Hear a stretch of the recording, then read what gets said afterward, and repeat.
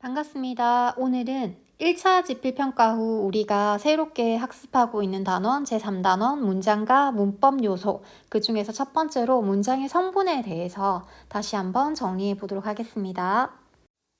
교과서 확인하기나 다가서기에 나와 있는 문제들은요, 우리가 기본적으로 중학교 과정에서 학습한 내용들이 대부분이어서요, 오늘은 교과서 101페이지에 나와 있는 학습활동 가지고 와봤고요. 첫 번째 1번, 다음 설명에 해당하는 문장 성분이 무엇인지 빈칸에 적어보자 라고 되어 있는데요. 일단 기본적으로 우리가 문장 성분을 학습하는 데 있어서 알아야 할 기본적인 용어들을 정리하고 가겠습니다. 문장을 이루는데 골격이 되는 문장 성분, 뼈대가 되는 반드시 있어야만 하는 필수 성분 뭐라고 부릅니까? 네, 주성분이라고 부르죠. 주성분이 아니고요. 다른 문장 성분을 수식하는 거는 뭐라고 부릅니까? 네, 부속 성분이 되겠죠. 주성분도 아니고 부속 성분도 아니면서요. 다른 성분과 직접적인 관련을 맺지 않는 성분, 네, 독립 성분이 되겠습니다. 자, 이렇게 크게 세 가지로 분류를 하고 할 수 있고요. 다음은 서술어의 동작 대상이 되는 부분입니다. 자, 서술어의 주체가 되는 것과 서술어의 대상이 되는 것을 구분하셔야 하겠는데요. 자, 아래쪽에 나와 있는 거 먼저 볼까요? 문장에서 동작, 동사가 되겠죠? 또는 상태나 성질, 형용사가 되겠죠? 이들이 주체를 나타내는 문장 성분은 뭐라고 부릅니까? 네, 주어가 되겠죠? 그럼 주어가 아니고요. 주어의 대상이 되는, 주어가 서술어 동작하는 대상이 되는 성분은 네, 목적어가 되겠습니다. 자, 다음에는요. 다른 문장 성분을 수식하는 기능을 하는 두 가지 성분이 나와 있는데요. 네, 체언을 수식하는 문장 성분, 체언을 수식하는 것은 네, 관형어가 되겠죠. 관형사와 유사해요. 그죠? 주로 용언이라고 돼 있네요. 주로 용언을 수식하는 문장 성분은 네, 부사어가 되겠죠. 네, 이들 두 성분은요, 관형사나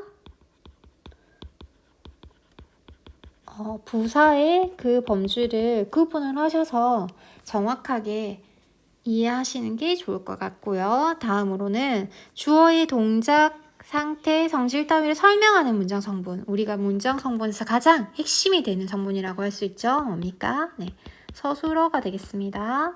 서술어가 요구하는 그 성분에 따라서 한 자리 서술어, 두 자리 서술어, 세 자리 서술어 구분을 하기도 하죠. 그렇기 때문에 국어에서는 서술어가 가장 핵심적인 성분이라고 말할 수 있겠습니다. 다음은 의미적으로나 기능적으로 아주 유사하지만 문장 성분을 달리 구분하고 있는 그런 예시들을 모아봤는데요. 먼저 이번에 1번을 보도록 하겠습니다. 지금 나는 학교에 갔다와 나는 학교로 갔다 해서 A와 로가 붙어 있는 거는 내 부사격 조사가 붙어 있기 때문에 부사어로 처리를 하죠. 네, 이들을 부사어로 처리를 하는 데는 의심이 없고요. 문제는 가운데에 있는 문장인데요. 가운데 있는 문장은 위에 있는 문장과 아래에 있는 문장과 의미적으로 차이가 없는데도 불구하고 부사격 조사가 아닌 네, 학교를이라는 목적격 조사가 실현됐다는 이유로 네, 목적어로 처리를 하고 있습니다.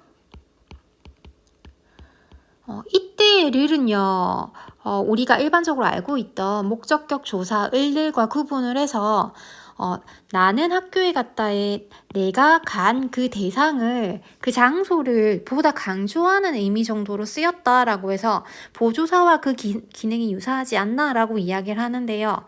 하지만 여전히 우리가 문장 성분으로는 목적어로 처리를 하는 반면 이때는 일반적인 그 목적어와는 기능이 다르다라고 해서 목적어의 보조사적 용법 정도로 이해하시면 되겠습니다. 목적어의 보조사적 용법.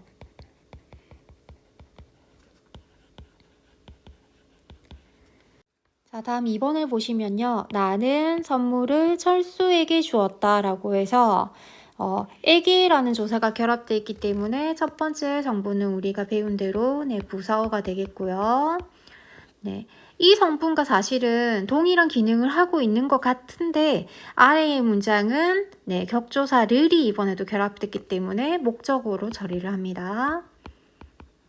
목적격 조사 르이 붙어 있지만 우리가 문장의 짜임을 살펴보시면 주다라는 서술어가 사실은 누가 무엇을 누구에게 주었다라고 해서 세 가지 성분을 요구하는 세 자리 서술어예요.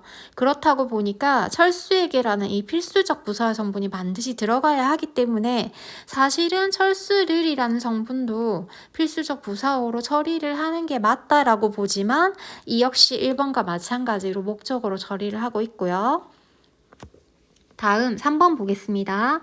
물이 얼음이 되었다. 네, 이번엔 되다라는 서술어가 나왔으니까 되다, 아니다 앞에 있는 이 앞에 이가가 붙어 있는 성분은 어떻게 처리합니까? 네, 보어가 되겠죠. 이 보어와 또 동일한 기능을 수행하고 있지만 아래쪽에는 네, 조사, 으로가 붙어 있기 때문에 이번엔 역시 되다라는 성분이 요구하는 필수적인 부사어로 보시면 되겠죠.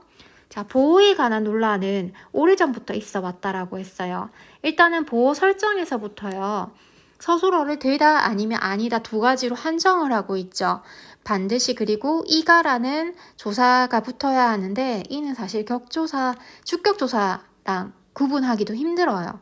그래서 보어만의 특수성을 따지고 보면 이 보어는 필수적 부사의 범주에 넣어야 하는 것이 아닌가라고 보는 입장이 힘을 얻고 있는데 학교 문법에서의 문장 성분 구분은 보시는 바와 같이 이런 조사와 같은 형식적인 표지에 의해서 결정된다는 점을 유념하시면 되겠습니다.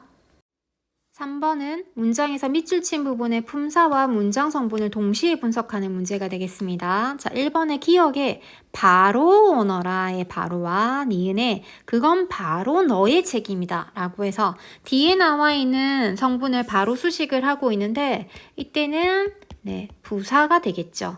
네. 바로는 사전 찾아보시면 확인할 수 있는데 부사만 존재를 하고요. 부사니까 당연히 문장 성분으로는 부사어가 되겠죠. 네. 하지만 뒤에 수식하는 부분을 한번 확인해 볼까요? 기억의 바로는요. 뒤에 나와 있는 오너라의 용어는 수식하고 있어요. 부사는 일반적으로 용어는 수식한다라고 했으니까 기억은 그 일반적인 경우에 해당하는 문장이고요. 니은을 한번 볼까요? 니은은 바로 너의 책임이다 라고 해서 뒤에 나와 있는 너라는 이 체온을 수식하고 있는데요. 우리가 체온을 수식하는 것은 관형사로 안정을 했지만 이때 부사는 관형사가 아니고 부사로 처리를 하면서 따로 체온 수식 부사라고 부릅니다.